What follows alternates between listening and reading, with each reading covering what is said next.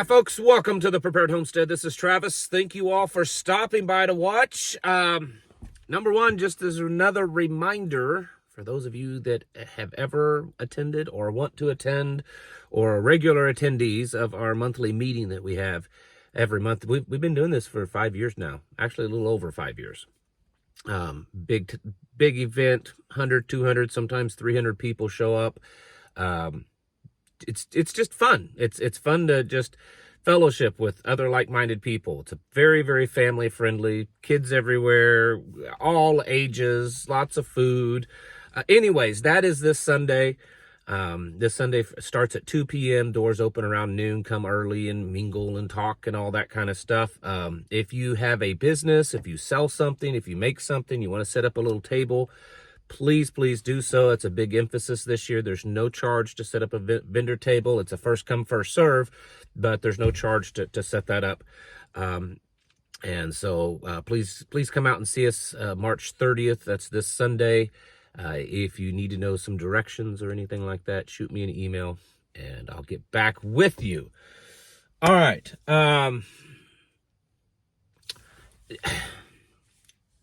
There's, amongst all the things that I talk about on here that's going on in the world today, domestically, internationally, wars and conflicts and tensions rising and markets doing all this kind of crazy, one day they're making $1 trillion, the next day they're losing $1 trillion, and all this kind of stuff.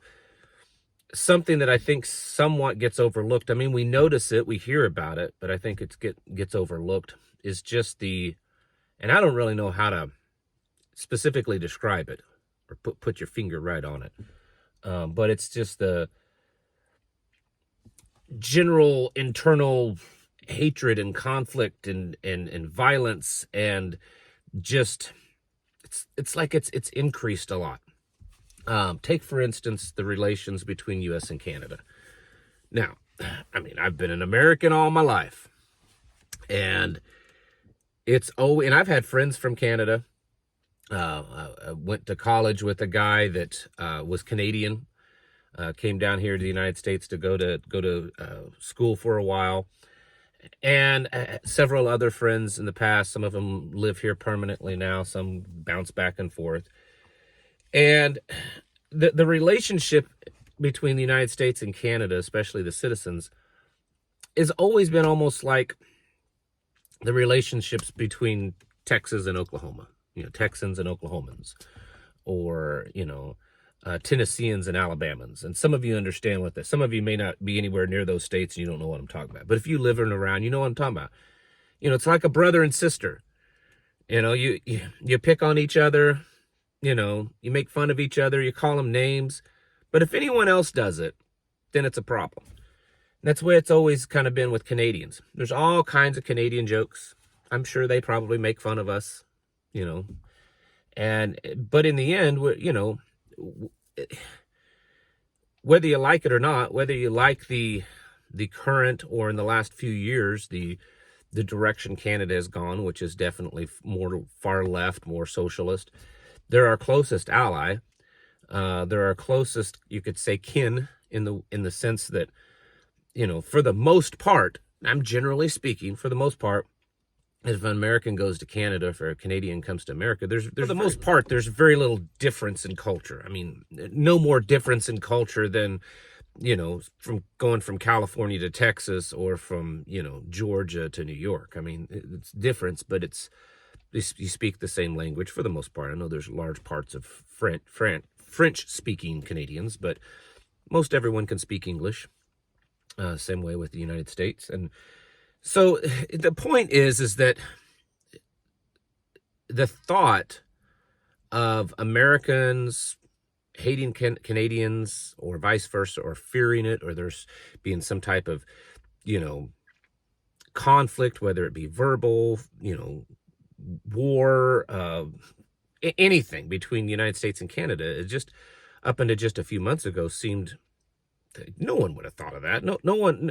This time last year, as many problems that was going on in the United States, there's not an American that thought, we're headed to a conflicting future with Canada, that we're going to eventually go to war, where there's going to be border issues and trade and violence. And yet now we're getting into that. There's Americans saying that they're not going to Canada for various things. I saw Joe Rogan.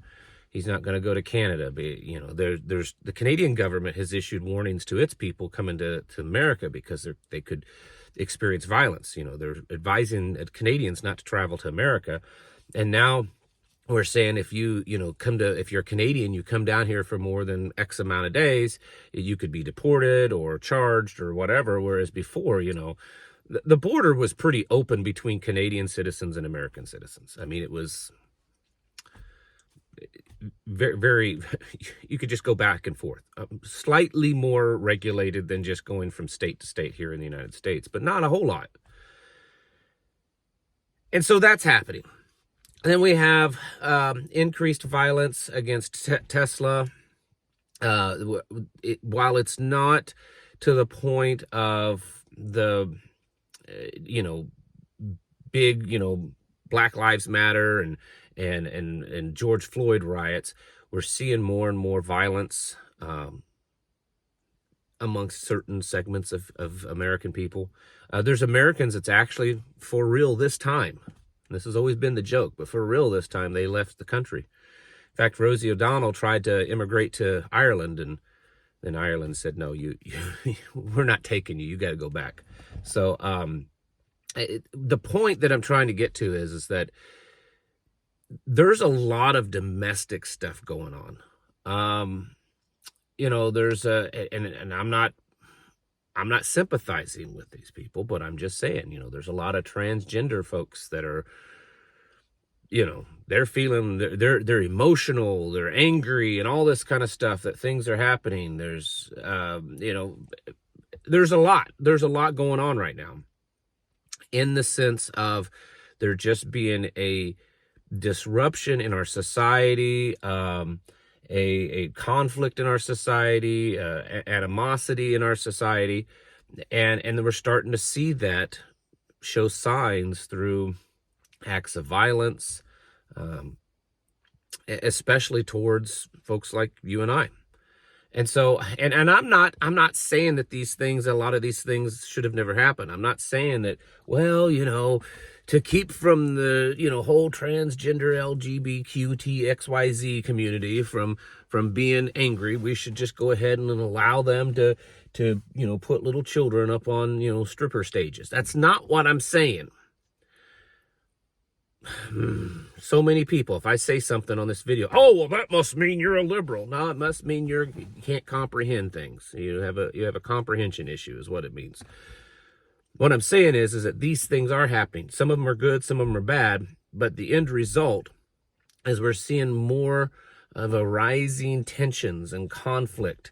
And it's not just between us and Canada or you and I and the transgender community. I'm just using those as examples. It's happening all over. We're watching, and some of you are going to hate me for this one, but please just sit tight and hear me out. I think a lot of it is being caused by the Trump administration. It doesn't mean that it's all bad. Some of these disruptions and kind of things need to happen. I'm a rip the Band-Aid off kind of guy. I know some of you think that I just must not like Donald Trump because he's doing all these good things and that I'm maybe more moderate. If I was elected president tomorrow, I would make Donald Trump look like nothing. I would collapse the government overnight. Okay. I'm a very much rip the Band-Aid off kind of guy. The things that I have been warning you about in all of these videos, that so many people just think that I'm a horrible person because I talk about what Donald Trump's doing. It's not always that I dislike them. It's that I'm warning you that things will happen because of that. I made a video weeks ago. All actions have consequences. And so the way and the style that Donald Trump has come in, he has disrupted domestically and internationally a lot of stuff. Maybe that's good. Maybe it's bad. I don't know. I mean, it's still too early. Maybe that's part of God's plan. Maybe it's part of the WEF plan. All of it's too early to tell. But what we do know is that it's disrupted just I guess you could say the natural order of things, but really the natural order in respect to that it's just been that way for decades.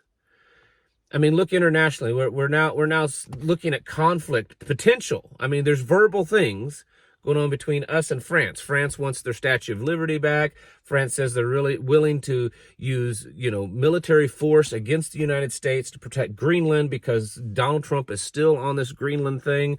They sent the vice president's wife, I guess the second lady, in a contingency this week up to Greenland to try to take it back. He still says it's going to happen. There's tensions everywhere. Now we're putting sanctions on any country that buys Venezuelan oil. All of this stuff that's happening. It may be good in the long run, but nevertheless, there's been a system that for decades going through Republican and Democrat leadership because neither one of them wanted to rock the boat, Now all of a sudden, there's these massive disruptions of things, social things, financial things, political things, military things, all this kind of stuff. And it's causing tensions and it's causing anger and emotions across the board. And I think it's part of the plan. I think this is what I've said. I've said for years that this globalist plan to kind of take everything over, in the end, the beast system plan to get us deeper into the end times, there has to be major disruption. The system has to be kind of falling apart. And now it's not falling apart, it's being ripped apart. So all this I'm saying to get to this point, we have to be now more than ever on our head on a swivel. We have to be paying attention to what's going on. I've seen more now than when Biden was in office. More reports of whether it be verbal or physical violence happen towards a person because they're conservative or because they've got some patriotic or some, make America great hat or something like that on. This is going to continue to happen. I mean, look, they're yesterday they announced at a Tesla dealership, they found a bunch of bombs at a Tesla dealership. I don't think this is going away anytime too soon. I think it's just beginning. I could be wrong. But I think these things are just beginning. And we need to be aware of them. We need to be preparing for them. We need to be, have a plan. And you might say, well, I don't have a Tesla dealership. I wouldn't even know where to buy a Tesla around here. I think here in my area, I've only ever seen one. You have to go into like the big cities. Like if you go up to St. Louis or Kansas City or Springfield, that's the 3 big cities in Missouri. You'll see them. But out here, nobody sees them. But anyways, that's not the point. You need to be figuring out plans of just how to go about your daily life and do it in a way that you are more protected and you're more guarded. If you go to the grocery store, do you have alternative routes? Do you go the same way all the time? Do you have an alternative route? Do you have a backup plan? Something happens in that store. Do you know various exits other than just the one in the front? When you pull into a parking lot, are you paying attention to what's the activity in that parking lot? Anything look out of the normal, weird or something? When you get out and you're walking in the store, are you in your phone like this, which is 99% of everyone else, or are you alert and oriented to what's going on? That's an example. Do you have alternative plans of how to get home if comms go down? How are you going to communicate with family members? Do you and your wife and your child all go off to school every day? And so now you're all separated. If something happens, how do you pull them all together and get them back home? Things like that. This is the kind of stuff you need to be thinking about. If we ended up getting into a big conflict with Iran, it just pushes it up. Supporting Israel and Gaza, that's just aggravating the left even more. Switching support from Ukraine to Russia. More conflict, more this.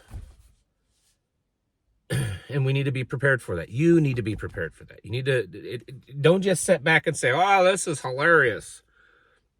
We've ticked the left off. Oh, they hate us. Oh, them Canadians, you know, which is 6 months, a year ago, no one thought anything bad about Canadians other than just your normal thing. Now it's like, oh, they're evil Canadians because we're told to hate them.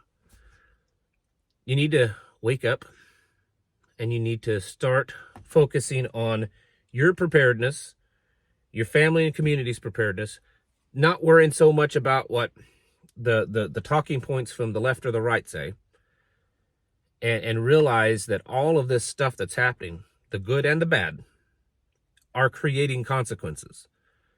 And most likely the consequences are going to be felt by folks like us, not by the elites. And so we need to get ready for that. It's time to get your houses in order and prepare yourselves mentally, physically, and spiritually. Thanks for watching. Catch you in the next video.